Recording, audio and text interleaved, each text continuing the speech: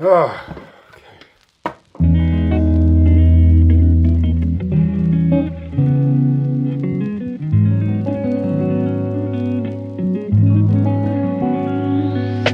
hello everyone and welcome back to another episode of TBD Crafts. I am Gabriel and today I'm going to be making a 1/6 scale diorama display base that I was commissioned through my Etsy store.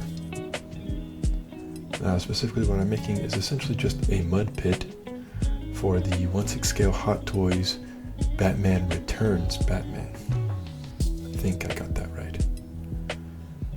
Now to start, I did use my hot wire table to cut this circle shape into the foam and my hot wire pen tool to cut out the octagon in the center there, or the hexagon.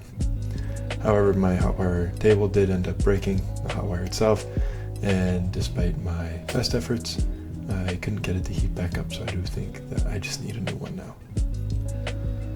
So with this, I 3D printed a Hot Toys style hexagonal base to go in the center because the customer did want the Hot Toys style crotch grabber stand to be able to plug into the base. So I 3D printed these parts as a way of making sure that I had that without having to actually carve it into the foam and risk it being unstable. So after carving a smoother, kind of more bumpy, rough shape onto the base to mimic the mud, I went ahead and used foam safe super glue to glue it onto this plastic base that I'm putting it on top of now. I 3D printed that as well, just so that the bottom of the base had a lot more rigidity, and so the whole thing itself wouldn't be so fragile.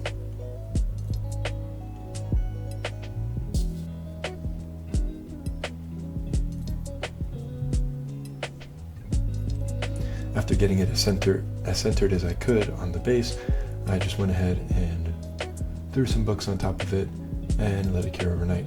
Yeah, that was a mistake too. That stain is still there on my pants. Couldn't get it out. So after stacking some old textbooks of my wife's on top of the base, I went ahead and let it cure overnight.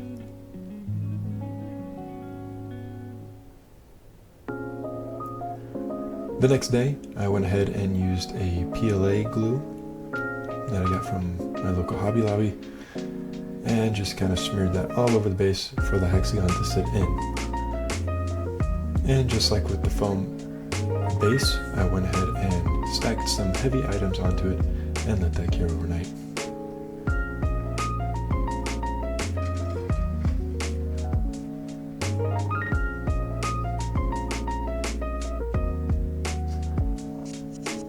The arc reactor helps make sure that the whole rest of the base stays secure and that the weights have enough power going to them to make sure that the glue cures properly and the molecular structure of it all bonds properly.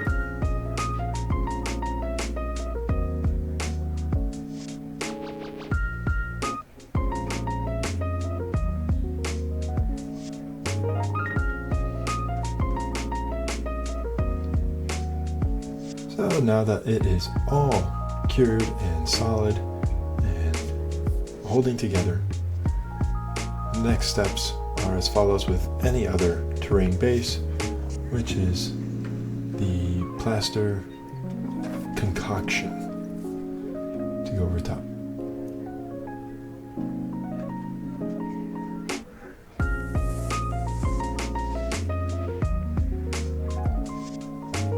With that, I went ahead and sifted some dirt from my backyard, put some plaster in that cup as well, and poured some Mod Podge water and no paint this time. Mod Podge helps give the plaster a little bit more rigidity so it's not as fragile, doesn't shatter, doesn't chip away. Gives it a little more flex to it. And the dirt was to give it some texture. I left it a little thick so I could fill these holes between the plastic base itself and the foam. And just now also remembered to take some masking tape to cover the hole. Don't want to get plaster in there because then, well, what's the point of it?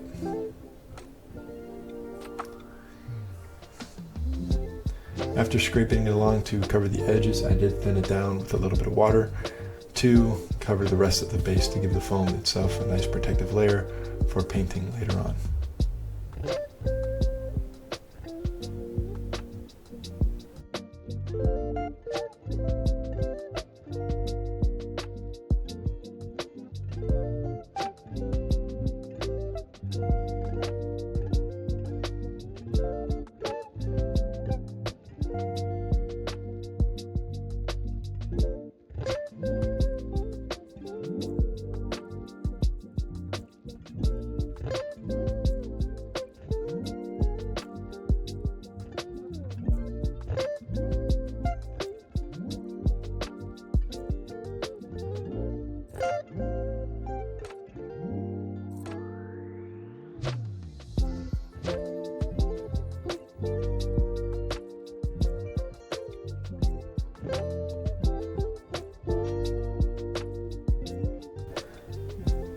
After all that, I went ahead and covered the base in Mod Podge just so I could add a little more dirt to it, sprinkle some dirt here and there just to give it a little bit more texture in certain areas. This is meant to reflect a mud pit, but just with everything in nature, sometimes it's all watery and smooth, and sometimes it's a little bit more rough and gruff. This was definitely a trust the process thing for me, just this whole creation. And I did keep in contact with the client, with the customer throughout the whole process, sending him update pictures throughout. So after this, I went ahead and gave it a coat of burnt umber off camera, and left that to bake for I think it was 45 minutes at 400 degrees, and went ahead and took it out of my oven. It was nice and ready to go. It had risen quite nicely, and just looked absolutely delicious. Just sad I didn't have a glass of milk to go with it. I'm not the baker in my house, that is my wife, but I tried my best to make this funny. It does look really good though. So afterwards I brought it back into my painting area, and it was time for me to dive in, but that's when I realized that it was a little too hard and the spatula there wouldn't cut through. So guess I'll paint it instead. First things first was to grab a clean enough palette, and then touch up any little chips in the paint with the burnt umber. Any little nut chips, imperfections.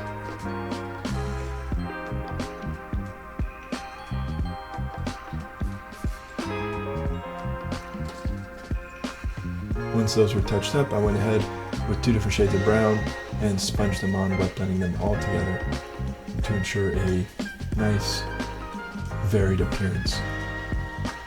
Really kind of avoiding the low spots, trying to keep it all in the high spots, just to give it that more three-dimensional texture.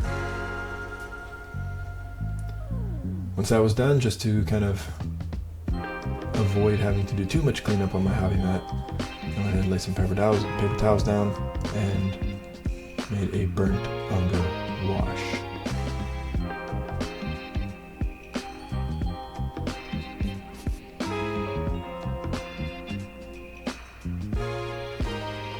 Now, it was kind of around this point that, I wasn't super satisfied with the way it looked, and neither really was the customer. It kind of had too much of a healthy dirt appearance, I guess you could say, more like a clayish kind of appearance rather than mud. And while that's kind of what I was going for, it was too red, far too red. But again, at this point, I had to leave the process of making this for about a week and a half. Because my wonderful wife gave birth to our second child. So this is my wife and my children at the hospital the day after. And it was just what an experience. And I'm very fortunate that my oldest isn't very jealous either. He loves his little brother. So after coming back a week later and conferring with the customer, we decided that it didn't have enough of a lip, or really any lip, to really reflect kind of a muddy pit that had rippled off to the edges. So I cut these squares out with using this XPS foam and cut those down just like I did with the original base to give a more rounded texture, a little more natural contours.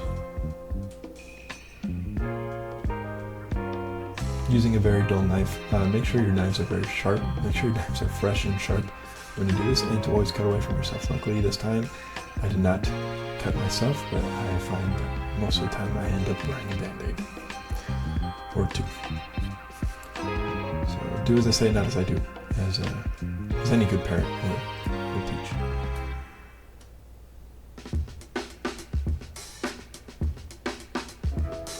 And after cutting away a texture or a shape that I enjoyed, that I liked, that I was happy with, satisfied with, I went ahead and covered the whole thing with plaster and painted it with this khaki brown. The plaster was no different than before, just plaster, Mod Podge, a little bit of water and some dirt. Covered the whole thing and used some Mod Podge to add some more dirt in here and there for texture. After painting with the khaki brown, I went ahead and made a burnt umber wash just to kind of tone down the greenish disgustingness of the color. And just give it a little more life.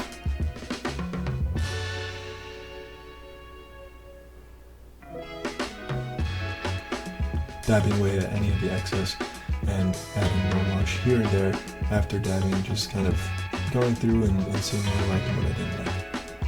Now,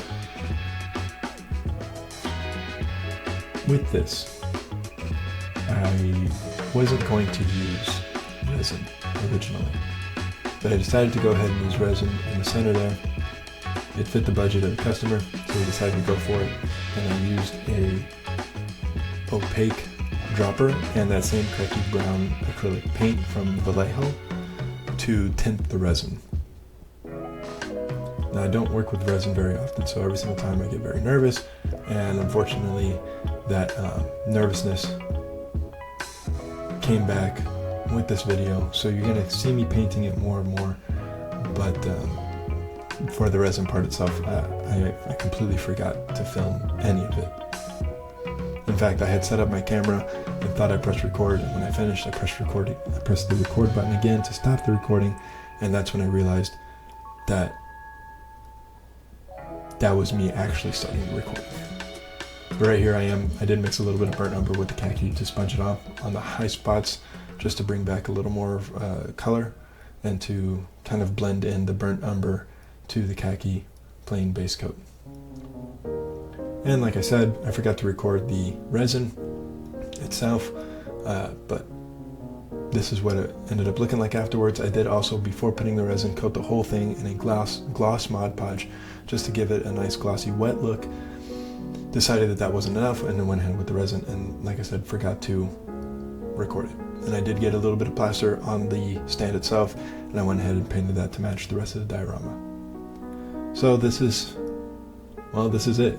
This is the finished look. The resin was nice and cured. It did have one little scuff mark on the resin itself, but otherwise, very happy with it. The customer's very happy with it, and yeah, this took a while to do just because I kept getting sick, my wife kept getting sick, and then we had the baby. So it was a long process. This was like 2-3 weeks worth of work on and off. I'm in school as well, so hopefully I'm going to get back on track here with the recording content for you guys, but this is it. This is the base.